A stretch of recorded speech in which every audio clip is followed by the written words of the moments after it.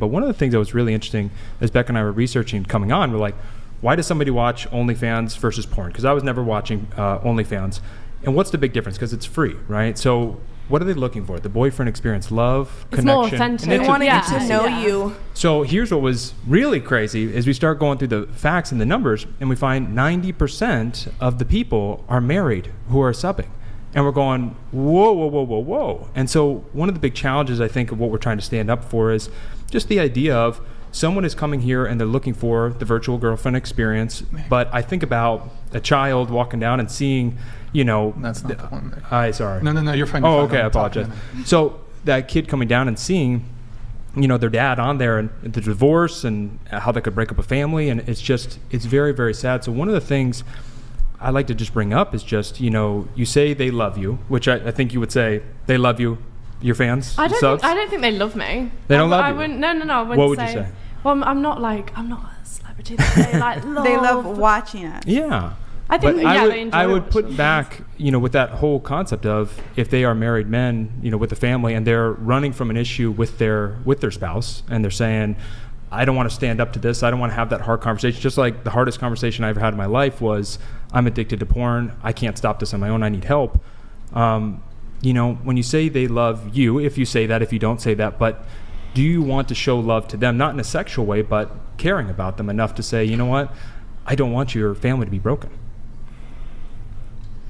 I care about them, but don't get me wrong, I'm not in a relationship with them. It's not my duty to, make sure everyone doesn't have a girlfriend and everyone doesn't have a wife and they've not got families, because I'm not trying to be pass the blame, but it's not my problem. I'm not the one in a family. And if I can just really quick on that one, one of the things was I was just some guy jerking off in his bathroom for 15 years at 2 a.m. And I was like, I never can make a difference. I get a lot of I was going, I can't make a difference. I can't do anything. I'm just some guy. And what was crazy about it is when we stood up and we just said, you know what, let's create this course as a team.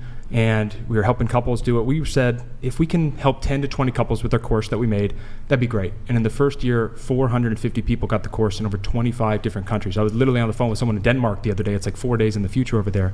But just that idea of, we're just nobodies from Arizona with no following. And just, if this could save one marriage, if it could prevent one SA from happening, if it could help one self-deletion, trying to use all your words, would it be worth it to stand up and just say, you know what, that would be worth it?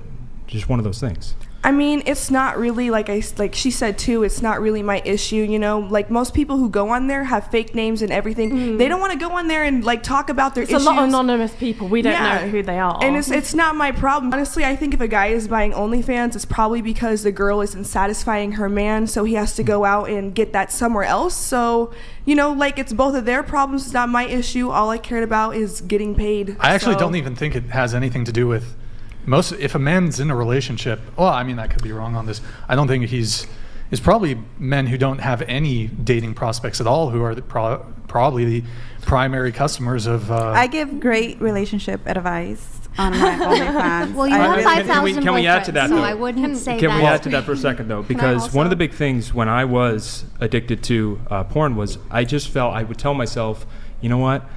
Becca just can't handle me because I just need it all. I'm just such a manly man with so much testosterone. So much cum. I can't. And what happened was, once I stopped watching porn, it was like, I'm not addicted to sex. I'm addicted to porn. And when we have sex once or twice a week or 3 times if it's Valentine's weekend or whatever, but when we have these things, it's just incredible because it's no longer about power or domination or anything that's getting off. It's about love, connection, and intimacy. It's just a beautiful thing seeing it. And I would say Becca's the last person who it's the fault, because one of the things that's interesting, like I said, this was 15 years in the making. She was only with me for 6 of those years. And I wanted to quit. I said, once I get married, I'm done with this. 3 months before the wedding, I'm done. Then I said 2 months, 1 week, 1 day, and it's the night of our wedding, and I can't have sex. And I'm going, I'm so sorry. I love you, but I have this problem, and I'm struggling. And I didn't say even in that night, I want to quit. I just said, I have this problem. And it wasn't until I came to her 3 years later, and I just said, I can't beat this thing on my own. Will you be there for me? That I was able to finally overcome this thing and really overdo it. Here, we can